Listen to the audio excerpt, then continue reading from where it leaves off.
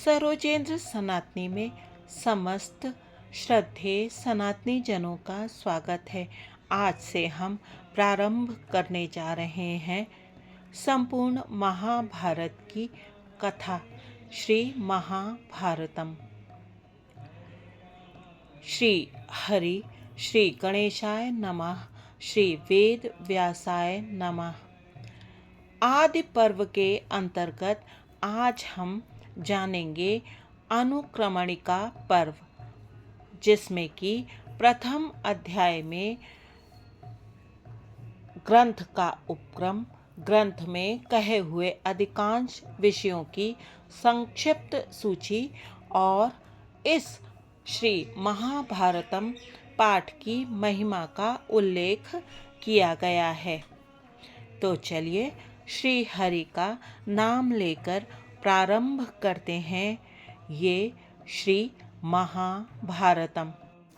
बद्रिका आश्रम निवासी प्रसिद्ध ऋषि श्री नारायण तथा श्री नर अंतर्यामी नारायण स्वरूप भगवान श्री कृष्ण, उनके नित्य सखा नर स्वरूप नर श्रेष्ठ अर्जुन, उनकी लीला प्रकट करने वाली भगवती सरस्वती और उसके वक्ता महर्षि वेदव्यास को नमस्कार करके आसुरी संपत्तियों का नाश करके अंतःकरण पर दैवी संपत्तियों को विजय प्राप्त कराने वाला जय महाभारत एवं अन्य इतिहास पुराण आदि का पाठ करना चाहिए। ओंकार स्वरूप भगवान वासुदेव को नमस्कार है। ओंकार स्वरूप भगवान पितामह को नमस्कार है। ओंकार स्वरूप प्रजापतियों को नमस्कार है। ओंकार स्वरूप श्री कृष्ण द्वैपायन को नमस्कार है। ओंकार स्वरूप सर्व विघ्न विनाशक विनायकों को नमस्कार है।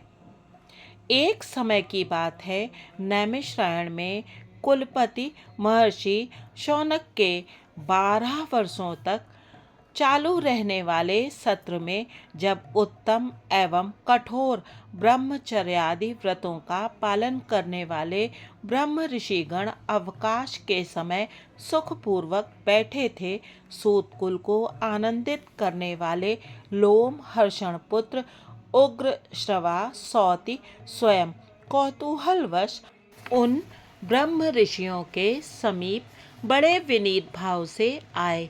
वे पुराणों के विद्वान और कथावाचक थे। उस समय नैमिषारण्य वासियों के आश्रम में पधारे हुए उन उग्र श्रवा जी को उनसे चित्र विचित्र कथाएं सुनने के लिए सब तपस्वियों ने वहीं घेर लिया। उग्र श्रवा जी ने पहले हाथ जोड़कर उन सभी मुनियों को अभिवादन किया और आप लोगों की तपस्या सुखपूर्वक बढ़ रही है ना, इस प्रकार कुशल प्रश्न किया। उन सत्पुरुषों ने भी उग्र श्रवा जी का भली भांति स्वागत सत्कार किया। इसके अनंतर जब वे सभी तपस्वी अपने अपने आसन पर विराजमान हो गए, तब लोमहर्षण पुत्र उग्र श्रवा जी ने उनके बताए हुए आसन को विनयपूर्वक ग्रहण किया। तत्पश्चात यह देखकर कि उग्र श्रवा जी थकावट से रहित होकर आराम से बैठे हुए हैं, किसी महर्षि ने बातचीत का प्रसंग उपस्थित करते हुए यह प्रश्न पूछा, कमल नयन सूत कुमार, आपका शुभागमन कहाँ से हो रहा है?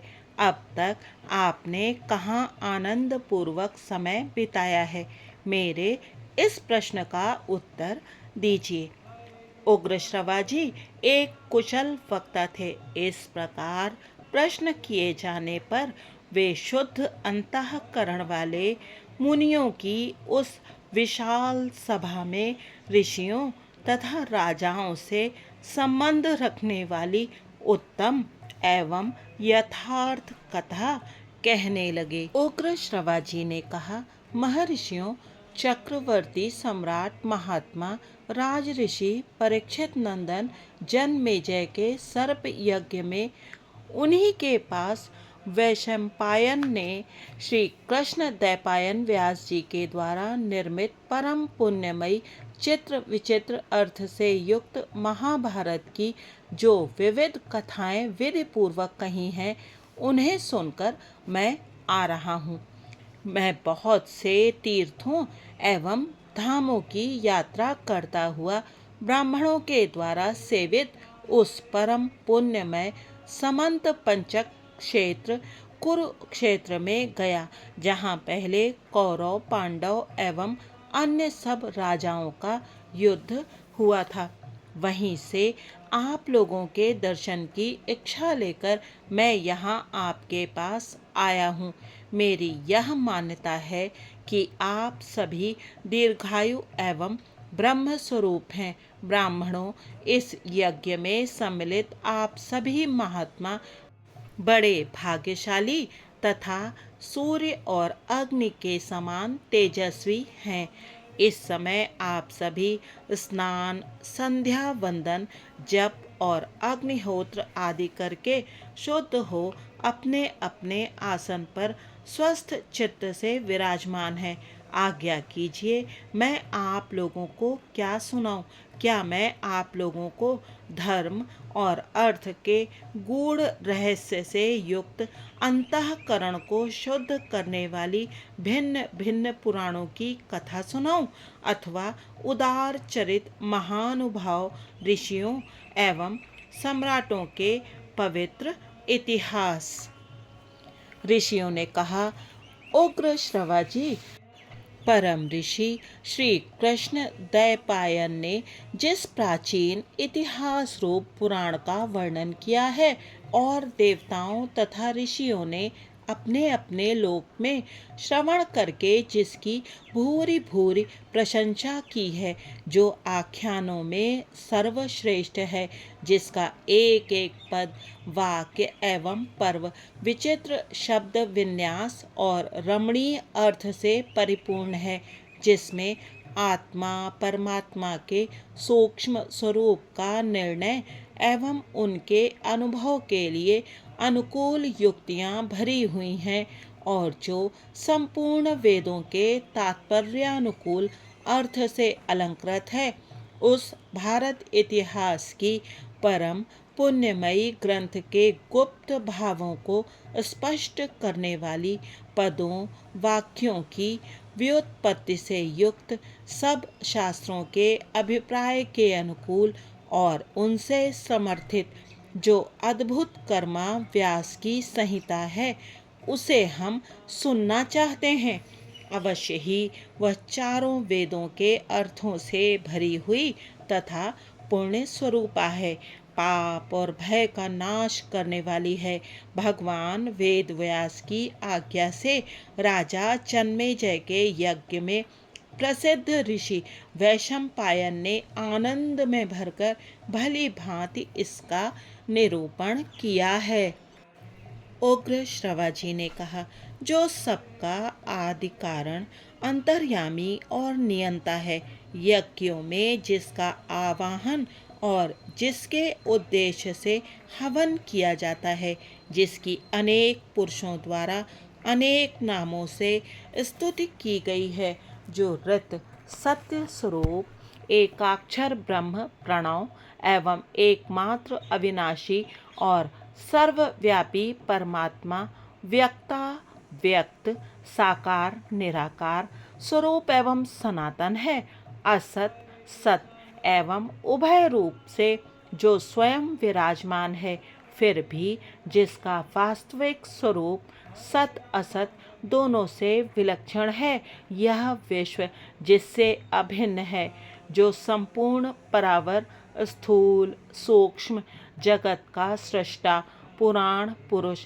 सर्वोत्कृष्ट परमेश्वर एवं वृद्धि क्षय आदि विकारों से रहित है, जिसे पाप कभी छू नहीं सकता, जो सहज शुद्ध है, वह ब्रह्म ही मंगलकारी एवं मंगलमय विष्णु है।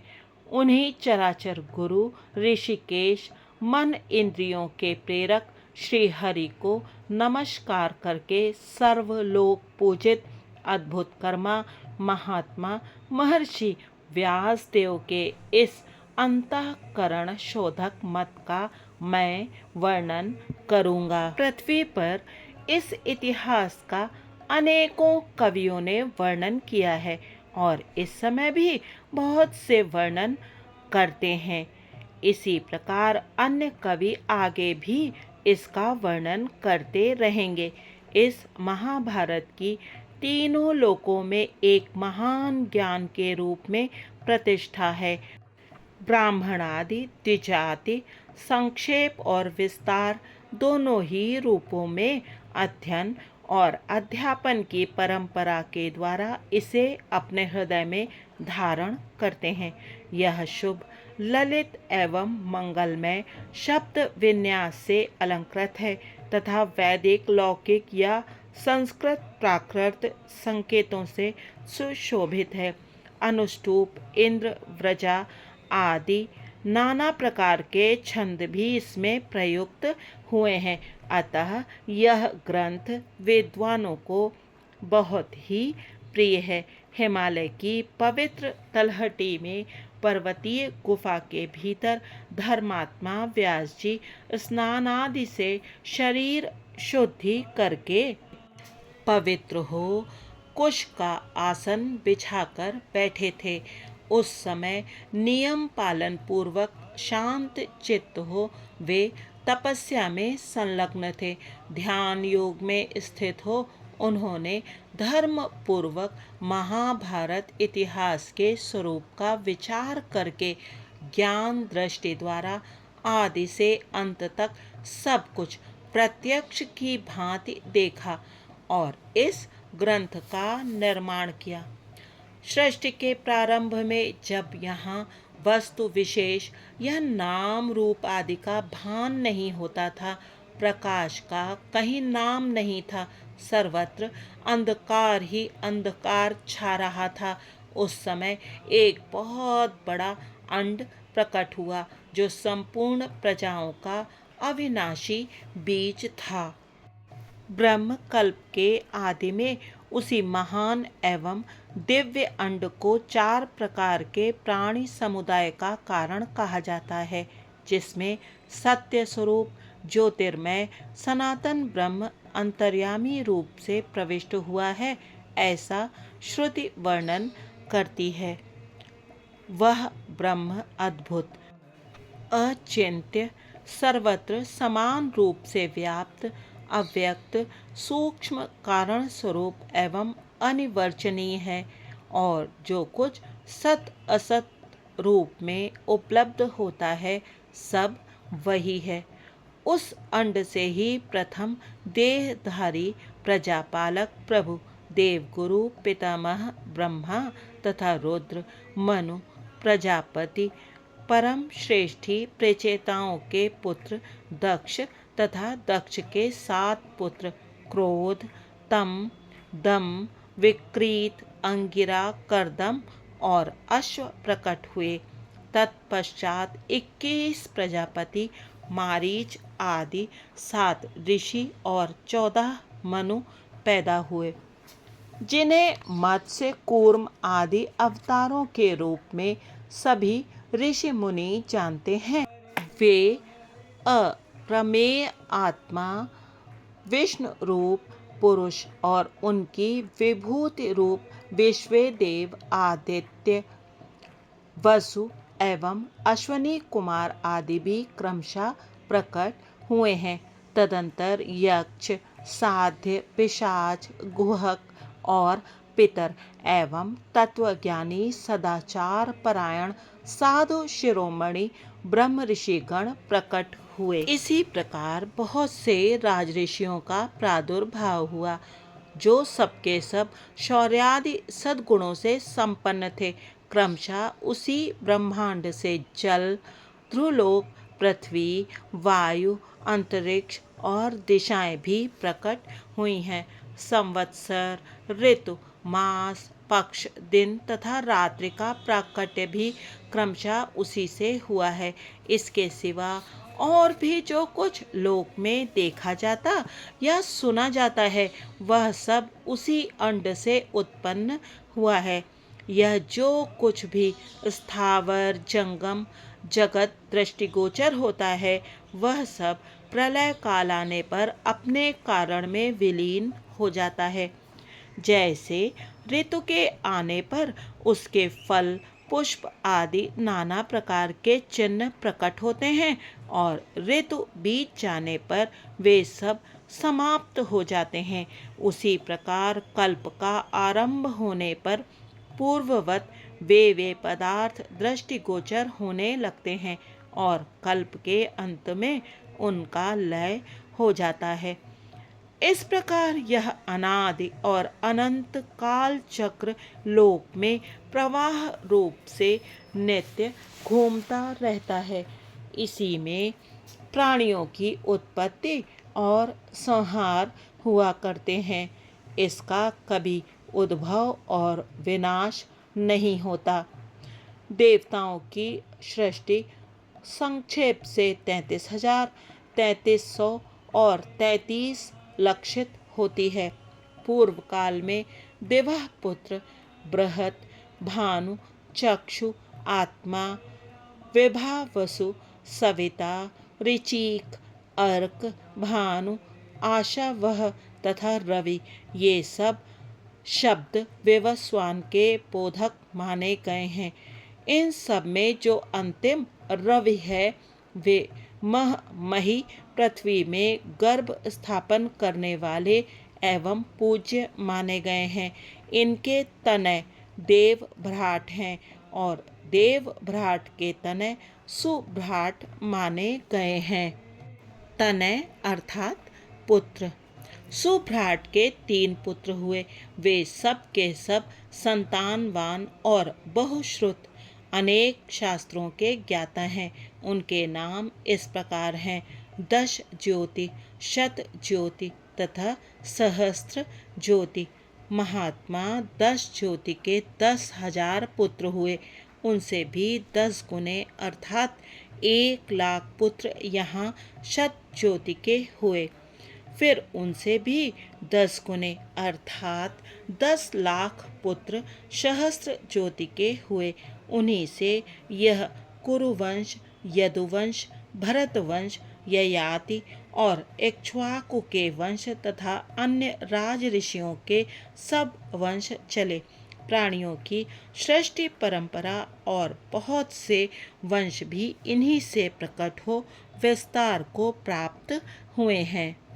भगवान वेद व्यास ने अपनी ज्ञान दृष्टि से संपूर्ण प्राणियों के निवास स्थान, धर्म, अर्थ और काम के भेद से त्रिविध रहस्य, कर्मोपासना, ज्ञान रूप वेद, विज्ञान सहित योग, धर्म, अर्थ एवं काम, इन धर्म, काम और अर्थ रूप 3 पुरुषार्थों के प्रतिपादन करने वाले विविध शास्त्र, लोक व्यवहार की सिद्धि के लिए आयुर्वेद, धनुर्वेद, स्थापत्य वेद, गांधर्व वेद आदि लौकिक शास्त्र सभी उन्हीं 10 ज्योति आदि से हुए हैं। इस तत्व को और उनके स्वरूप को भली भांति अनुभव किया। उन्होंने ही इस महाभारत ग्रंथ में व्याख्या के साथ उस सब इतिहास का तथा विविध प्रकार की श्रुतियों के रहस्य आदि का पूर्ण रूप से निरूपण किया है और इस पूर्णता को ही इस ग्रंथ का लक्षण बताया गया है। महर्षि ने इस महान ज्ञान का संक्षेप और विस्तार दोनों ही प्रकार से वर्णन किया है, क्योंकि संसार में विद्वान पुरुष संक्षेप और विस्तार दोनों ही रीतियों को पसंद करते हैं। कोई कोई इस ग्रंथ का आरंभ नारायणम नमस्कृत्य से मानते हैं और कोई कोई आस्तिक पर्व से। दूसरे विद्वान ब्राह्मण उपरिचर वसु की कथा से इसका विधि पूर्वक पाठ प्रारंभ करते हैं। विद्वान पुरुष इस भारत संहिता के ज्ञान को विविध प्रकार से प्रकाशित करते हैं।